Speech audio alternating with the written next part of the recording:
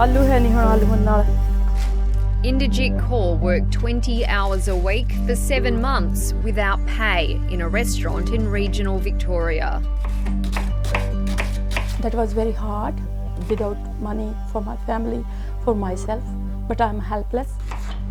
The Indian-born chef felt powerless to challenge her employer while they applied for a visa for her to stay in the country. They can cancel my visa, they can spoil my visa, they can spoil my career. So you felt silenced? I have no opportunity.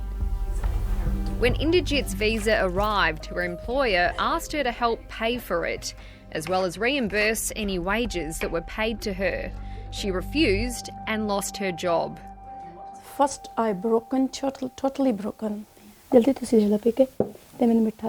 With help from pro bono lawyers, she took her boss and the company to the Federal Circuit Court for breaches of the Fair Work Act. It ruled Inderjit's employer, who have agreed not to name, took advantage of her vulnerability and desperation to obtain a 457 visa to obtain her labour at no cost to themselves, in an act that was deliberate, egregious and grossly exploitative. Inderjit's lawyer has seen few migrants stand up to the system. It's a profoundly rare case, and that is precisely because, as happened with Inderjit, to take action against your employer is to risk the cancellation of your visa, is to render yourself insecure because you have no visa options to remain in Australia to pursue action against your employer.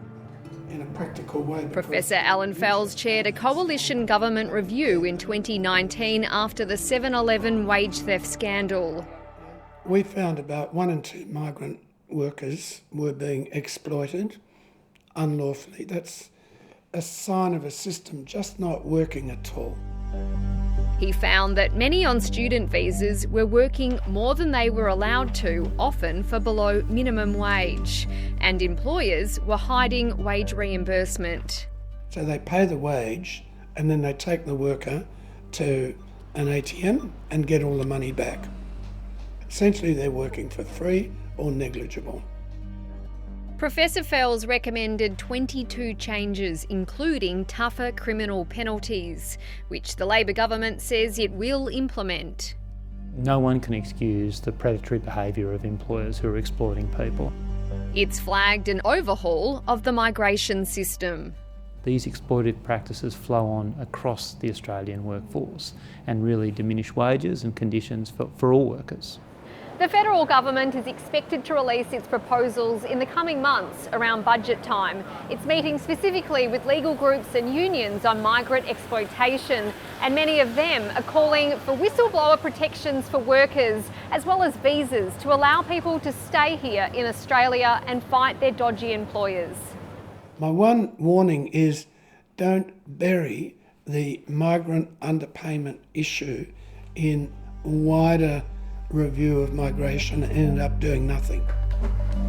Inderjit Kaur is now on a bridging visa. Australia is a good country. Need to some fixing, just that's it. Otherwise, I'm very happy here. Her and her husband hope to stay in the country long term.